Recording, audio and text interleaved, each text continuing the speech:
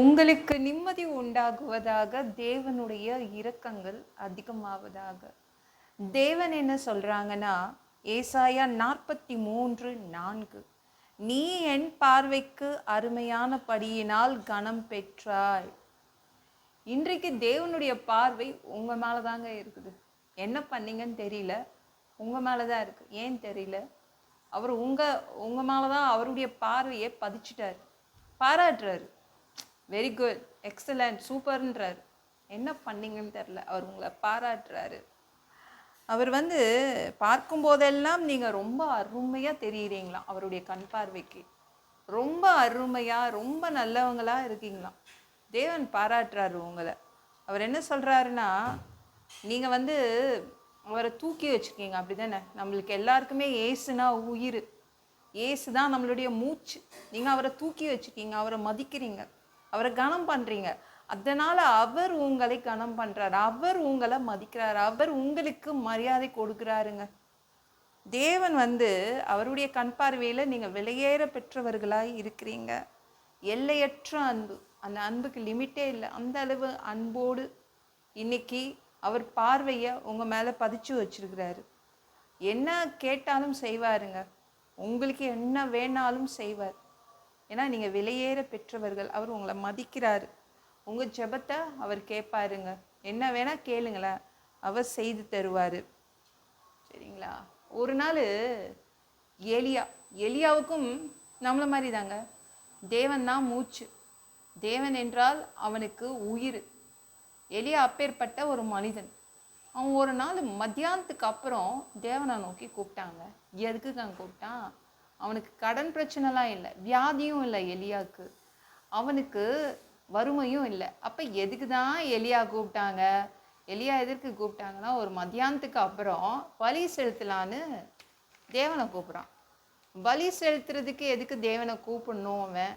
ஏன்னா அவன்கிட்ட காலை இருந்துச்சு, தீவட்டி எடுத்துகிட்டு வரல, மேட்ச் பாக்ஸ்லாம் எடுத்துகிட்டு வரல. அவன் என்ன வெறும் காளை மாடை மட்டும் எடுத்துகிட்டு வந்தான். 12 கல்லில் அந்த காளை மாடை நல்லா குட்டி குட்டியாக கட் பண்ணி அதை வச்சு தேவன்கிட்ட சொன்னான், நான் தீ கொளுத்த மாட்டேன், நீங்கள் தான் தீ கொளுத்தணும். அதற்காக தேவனை கூப்பிட்டான். அது மட்டும் இல்லை, இப்போ காஞ்ச விறகு, அந்த அவன் அந்த கல் மேலே விறகு வச்சு, விறகு மேலே குட்டி குட்டியாக வெட்டின காளை மாடை வச்சுருந்தான். அவன் அந்த காஞ்ச விறகுல 12 குடம் தண்ணி ஊற்றுனாங்க. இப்போ காஞ்சு போன விறகு தான் எரியும் இல்லை? எலியா என்ன நினச்சானா, நான் எரிக்கணும்னா, நான் இந்த காளை மாடை எரிக்கணும்னா கண்டிப்பாக காஞ்ச விறகாக இருக்கணும். தேவன் தான் இந்த காளை மாடை எரிக்கணும். அதனால் நான் தேவன் எரிச்சா அவர் என்ன மாதிரி விறகு காஞ்சி இருந்தா என்ன, ஈரமாக இருந்தா என்ன, அவர் எரிச்சிடுவார் சொல்லிட்டு அந்த விறகுல 12 குடம் தண்ணி ஊற்றிட்டான். அப்போ தேவன் அவனுடைய ஜபத்தை கேட்டார். என்ன சொன்னா? தீ கொளுத்தி விடுங்கன்னு தான் அவன் ஜபம் பண்ணான். அவரும் கேட்டார். நீங்கள் 1 ராஜாக்கள் 18:37 எடுத்து படித்து பாருங்களேன். அவன் என்னை கேட்டருளும், என்னை கேட்டருளும்னு ஜபம் பண்ணுறான். நீர் தேவனாகிய கர்த்தர் என்று இந்த ஜனங்கள் அறியணும், அதனால் நீங்கள் தீ கொளுத்துங்க, அதனால் நீர் என்னை கேட்டருளும் அப்படின்னு கூப்பிட்றான். உடனே தேவனும் மதிக்கிறார். ஏன்னா எலியாவுக்கு தேவன் என்றால் உயிர், அவனுக்கு மூச்சு.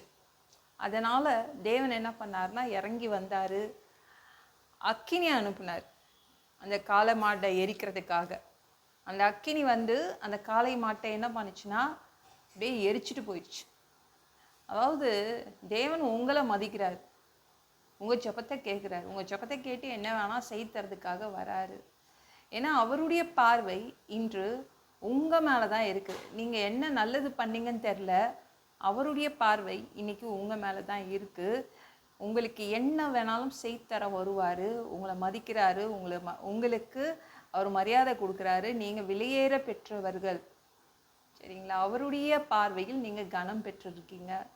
இந்த வீடியோ பிடிச்சிருந்துச்சுன்னா மற்றவங்களுக்கும் ஷேர் பண்ண மறக்காதீங்க. கர்த்தர் தாமே உங்களை ஆசீர்வதிப்பாராக. ஜெபம் பண்ணலாமா? அன்பு பிதாவே, உங்கள் பிள்ளைங்க உங்கள் பாதத்தில் வந்திருக்காங்கப்பா. உங்கள் பிள்ளைங்களுடைய ஜபத்தை கேட்குறீங்க, உங்கள் பிள்ளைங்களுடைய பேச்சை கேட்குறீங்கப்பா. ஏன்னா உங்கள் பிள்ளைங்கன்னா உங்களுக்கு ரொம்ப பிடிக்கும், மிகவும் அருமையான பிள்ளைகள் அப்படின்னு நீங்கள் பாராட்டுறீங்க. அதனால் உங்கள் பிள்ளைங்களுடைய பேச்சை கேட்குறீங்க, அவங்களுக்கு என்ன வேணாலும் இன்று செய்து தருவீங்க. எல்லாம் பொல்லாத பிசாசுகள், ஏவல்கள், மந்திரங்கள், தற்கொலை ஆவிகள், பயத்தின் ஆவிகள், பலவீனப்படுத்துகின்ற ஆவிகள் எல்லாம் இயேசு என்ற பெயரினை கொண்டு துரத்துகிறேன். ஓடிப்போ. உங்கள் பிள்ளைங்களை இரத்த கோட்டிக்குள் மறைச்சிக்கோங்க. பரிசுத்த ஆவியால் நிரப்புங்க. ஞானஸ்நானம் எடுக்கணும். ரட்சிப்பீராக இயேசுவின் காயப்பட்ட தழும்புகளால் எல்லா வியாதிகளும், எல்லா பலவீனங்களும், கேன்சர் போன்ற வியாதிகளும் சரியாகுவதாக, மரணப்படுக்கைகள் சரியாகுவதாக, பரம்பரை வியாதிகள் சரியாகுவதாக. ஒரு மனிதனாக பிறந்தா ஜீவ புஸ்தகத்தில் பேர் இருக்கணும். அப்படி இல்லைன்னா அந்த மனுஷனை பிடிச்சி நீங்கள் நரகத்தில் தள்ளிடுவீங்க. தீ எரிக்கிற இடத்துல எப்படி போய் வாழ்கிறதுப்பா? நாங்கள் பரலோகத்துக்கு வர்றதுக்கு தான் ஆசைப்படுறோம். அடித்து உதச்சி திருத்தி எங்களை பரலோகத்துக்கே அனுப்பிடுங்க. கழுவப்படாத பாவங்கள் எங்ககிட்ட இருந்துச்சுன்னா உங்கள் திரு ரத்தத்தை கொண்டு கழுவி எங்களை பரலோகத்துக்கே அனுப்பிடுங்க. எந்த ஒரு இமை பொழுது நீங்கள் வருவீங்கன்னு இயேசுவை வணங்கி வணங்கி காத்துட்ருக்கோம். பரிசுத்தமாக வாழ்ந்து வாழ்ந்து காத்துட்ருக்கோம்.